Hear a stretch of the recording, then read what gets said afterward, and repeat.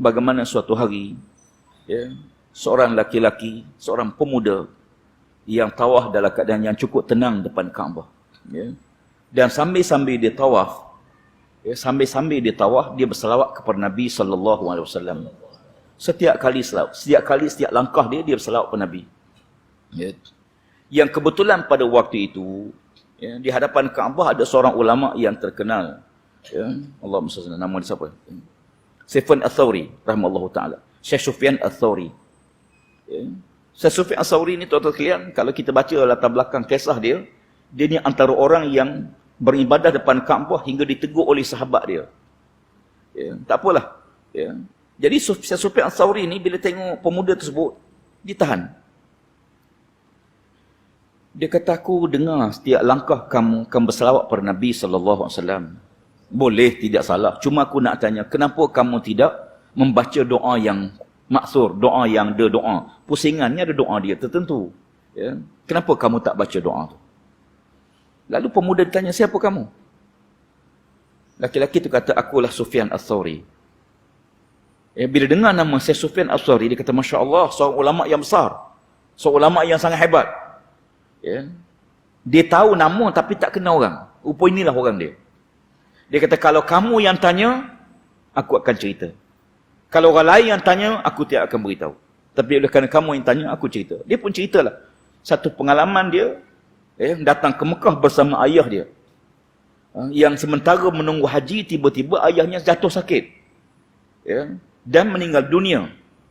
Ya, bila meninggal dunia, lalu dalam keadaan yang sangat sedih, dia telah mengambil kain serban dia, dia tutup muka ayah dia. Ya, setelah dia tengok bila ayah dia meninggal dunia, ayah tadi bertukar rupa. Makin hitam muka ayah dia. Ya, menyebabkan dia rasa takut tengok muka ayah dia sendiri. Kenapa ayahku jadi macam ni?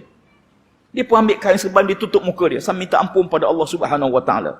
Kata dia, ya, sewaktu aku duk istighfar, minta ampun pada Allah Ta'ala, duk munajat, doa pada Allah Ta'ala, dia kata, dalam keadaan begitu, kerana keletihan, aku terlap seketika.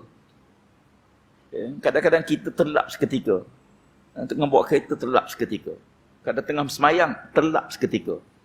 Ya, ada. Ya, yang tak ada orang tengah makan, terlap pun ada. Ya. Ya.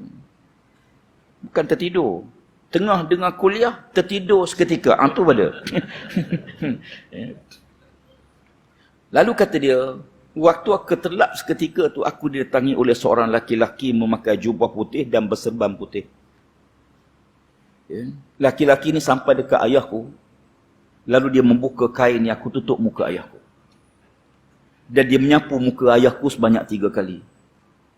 Ya. Setelah dia sapu muka ayahku, aku tengok rupa ayahku, daripada hitam pekat, bertukar sikit-sikit, akhirnya cerah. Ya. Lalu aku tanya, siapa kamu?